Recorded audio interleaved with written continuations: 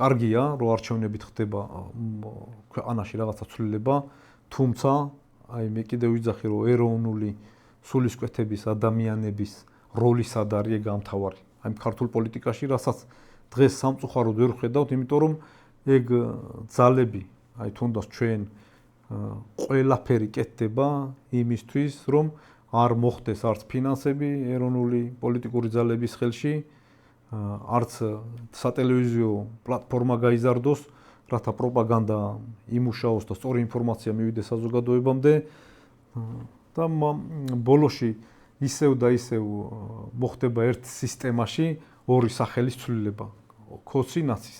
რასაც 15 წელია უყურებთ. რასაც 15 წელია უყურებთ და მანამდეც რასაც უყურებთ.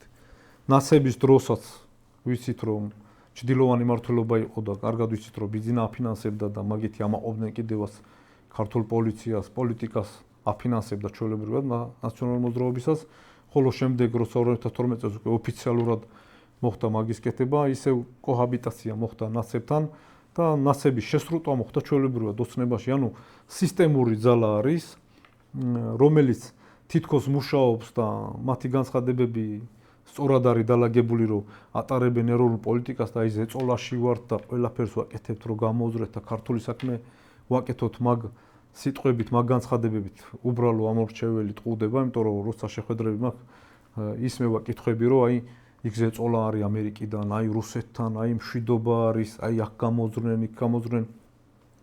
თითქოს ლავირებენ, მაგრამ ბოლო ჯამში ამ ლავირებაში და ამ მშვიდობიანობაში ქართველი ხალხის ძალა დაეკარგა ამ ქვეყანაში. არჩევნებშიც რომც მოხდეს ეს ერთსულევნება, უკვე იმდენად დემოგრაფიული კატასტროფის წინაშე ვდგავართ, რომ დიდ რაღაცა პროცენტულ ცვლილებას ვერ მოახდენს ქართველი ხალხი უკვე ამ ქვეყანაში.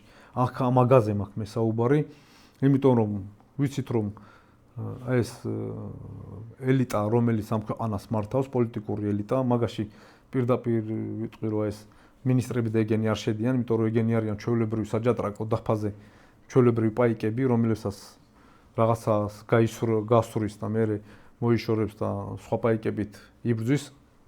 ამას ვიძახი ზევით, ვინც მაგ ყველაფერს წვეთს, ამ ყველაფრის თავი და სადავეები და საჯატრაკო დაფაზე ერთხარეს ის ჩვეულებრივად ბიძინა ივანიშვილი, სადაც ეროვნული კატეგორიის პოლიტიკური ძალები არ მოიაზრება. იმიტომ რომ იქ სულ სხვა მიმართულებით მიდის მუშაობა, იმიტომ რომ უამრავი აი ამ წლების განმავლობაში უამრავი დარგი ამ ქვეყანაში მოკლეს, რომელსაც ქართული ხალხი უნდა წამოეწია წინ.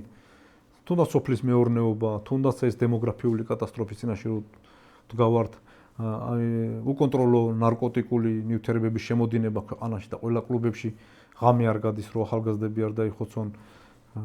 ასევე ეს აბორტები, რომელიც ეს უკვე ეკლესიაც ღია და ალაპარაკდა, თუმცა პატრიარქმაც მოუწოდა და წარმოიდგინეთ, ყურე პატრიარქმა ჩვეულებრივად გამოვიდა საქართველოს კათოლიკოს პატრიარქი, ისაუბრა ქართული ხალხის დემოგრაფიული პრობლემებისზე და მოუწოდა რომ მაგ მიმართულებით ვიმუშაოთ, ერთ-ერთი არის ეს აბორტები, რომელიც კანონის ჩარჩოებში უნდა ჩავსვათო, მას არ უთქვია რომ ყველანაირად აიკრძალოს, იმიტომ რომ იქ სამედიცინო მიმართულებით შესაძლებელია რაღაცეები. არ გავიდა 2 დღე და მანქანით შეუნგრიეს ჭიშკარი, შევიდა ვიღაცა. ესე ცაზე ხო არ გაჩნდა ეს კაცი. ანუ ეგრევე მოხდა პირდაპირ ეს ჟარგონით რო ვთქვა და დაჯახება მაგ ყველაფრის. ამიტომ აქ ესე მარტივად რაღაცეები არ არის.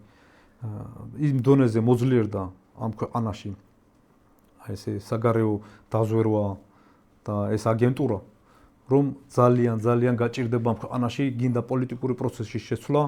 თუმცა შესაძლებელია, მე ნიჰილიზმში არ მინდა ხალხი ჩავაგდო ბოდიში, შესაძლებელია. მაგრამ რთულია.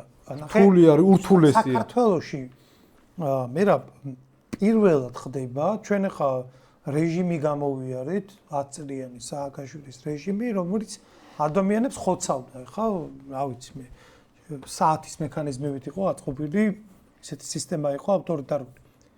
მაგრამ რაღაცები, ისეთი რაღაცები ხდება დღეს, რაც პირველად ხდება, ანუ ჩვენს პრაქტიკაში რო პირველია, ხო, ეს შეიძლება სადღაც მომხდარა, ეხლა უცნება გეტყვის რა, ეხლა ინგლისშია ეგეთი კანონი იქ არის, აქ არის, მაგრამ აი ჩვენს რეალობაში პირველად ხდება ის რომ მაგალითად აი ეს ძალიან მნიშვნელოვანი რაღაცაა რომ ამითაც რაღაცას უმიზნებს ქართული ოცნება ეგ ეგრე მარტივი არ არის ვიღაც გონია უბრალოდ ადამიანის გაჩუმება უნდა ადამიანის გაჩუმება რო უნდა ეგ არის საშუალება მიზანი რა არის ამის უბრალოდ ჩუმად იყო ხმა არ მოიღო კი არა მე გულისხმობ ანუ სოციალურ ქსელებში რო გამოხატო შენი უკმაყოფილება ეს გახდა დასჯადი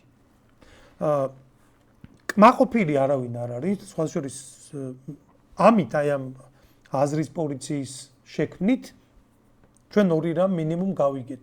ერთი რომ ხელისუფლებას ბევრი ლანძღავს, იმდენად ბევრი რომ რა ვიცი, კრიტიკულად ბევრი და მეორე მუდმივი თემა ხო არის საქართველოში რომ ხალხის აზრს მაინც არანაირი მნიშვნელობა არ აქვს, ვინ რას გვეკითხება, მაინც ყველაფერი ისე იქნება როგორც თვითონ დაალაგებენ. მეორე ამ აზრის პოლიციის შექმნით ვიგებთ იმას, რომ ეგრე არ არის. თუნდაც სოციალურ ქსელებში გამოხატულ პროტესტს აქ საკმაოდ დიდი მნიშვნელობა და ეს არის იმდენად დიდი დისკომფორტის შემქმნელი ხელისუფლებისთვის, რომ ხელისუფლება იძულებულია გარკვეულწილად მისთვისვე დამაზიანებელ ნაბიჯებზე წავიდეს.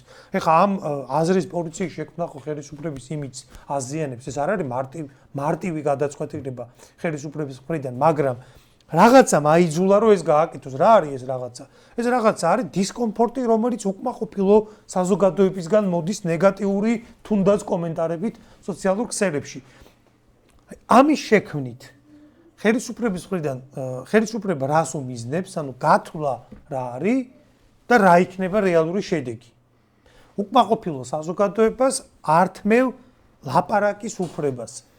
აი ადამიანს რო რავი, ტკივილი რომ მიაყენო ფიზიკური და ელემენტარული რაღაცა ხმარო გამოსცეს, რავი, რომ ამოიკონესოს მაგის უფლებას ართმევ ადამიანს. რა იქნება ამის შედეგი შენი აზრით? ამის შედეგი ის იქნება, რომ უკუ შედეგს მიიღებს ეს, იმიტომ რომ აი კომუნისტების დროს არ იკრძალებოდა კანონით ეს, რომ ვიღაცა ან ვიღაცა შეურაცხყოფა მიაყენოს, ეხლა გასაგებია თუ რაღაცა დანაშაულის შემცველი ნიშნებია სხვა თემაა, მაგრამ შენი აზრის გამოთქმის უფლებას ცოტა ისე ხისტად თუნდაც ეხლა ყველას თავის ნერვები აქვს და თავისი მორალი აქვს, ეხლა ვიღაცა მაგათ მიმართ გინებით იუეხებს გულს და მაგი ხდება დასჯადი. ეს იმაზე მეტყველებს, რომ უკვე თვითონაც აკეთებენ ამ სოციალური ქსელების მონიტორინგს. ხედავენ, რომ ძალიან ბევრი უკმაყოფილო და ძალიან ბევრი კომენტარი იწერება მაგათ მიმართ. აი გინებები.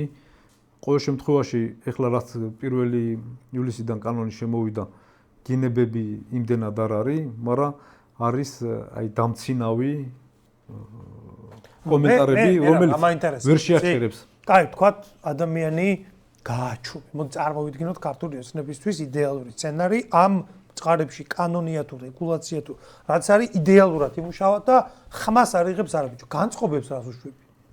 ანუ განწყობები ხო არსად არ მიდის. ვიღაცა რო შენდამი ნეგატიურად არის განწყობილი შენი პოლიტიკის გამო. შენ თუ იმას გააჩუმებ, ეგრე შეგიძლია საერთოდ იარაღი დაადო სახეზე და რავი ხა ვიღა ბევრი კი არა ყველა გაჩუმდება, ვინ ამოიღებს ხმას, ხო, მაგრამ ის შინაგანად რაც შენდამი არსებობს, განწყობა ხო არსად არ მიდის. განწყობა ვერ გაქრება, ბუნებრივია, იმიტომაც უყურე შექმნეს პოლიციური ქვეყანა, გაზარდეს პოლიციელების რაოდენობა, სპეციალურად ხდება რომ უკვე პოლიციით ცდილობენ რომ შეინარჩუნონ ძალაუფლება.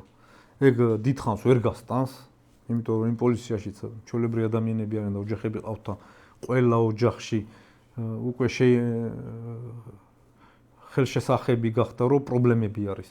ბანკის ვალებში არის ხალხი, უამრავი პრობლემა აქვს, უამრავი არასწორი პოლიტიკა ტარდება მაგას, ვერანაირი კანონით აკრძალვა მაგ საუბრისას ვერ გააჩერებს. პირიქით უკუ შედეგს მიიღებენ რაღაცა პერიოდში, იმიტომ რომ ღიად ეხლა როგორც ვიცი 10-20 კაცი მუშაობს იმ რაღაც ახალი სამმართველო რო შექმნეს, 1000-ობით და 10000-ობით კომენტარს როგორ უნდა გააკონტროლონ. ვერ ხვდები. ან თავიანთი მომხრემ, ოცნების მომხრემ რო დაუწეროს მოწინააღმდეგე მხარეს სიტყვაზე აი მაგა ჩარჩოებში რაც ჩასვეს კანონის ჩარჩოებში ის კომენტარი იმათ მიმართ იქნება ეს კანონი? მე კითხვა დაუსვეს და ცოტა ისე უპასუხა რომ იქნებაო, თუმცა არ იქნება.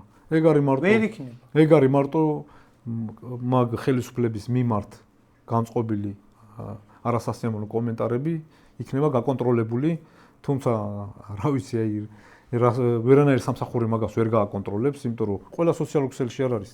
აგერ თავში არის ადგილებში, სოფლებში და იქ რო დგება 3-4 კაცი ბირჟას რო ეძახით, ყველა მაგათ ლანძღავს. მაგათ მომხრეები უკვე კრიზისში არიან.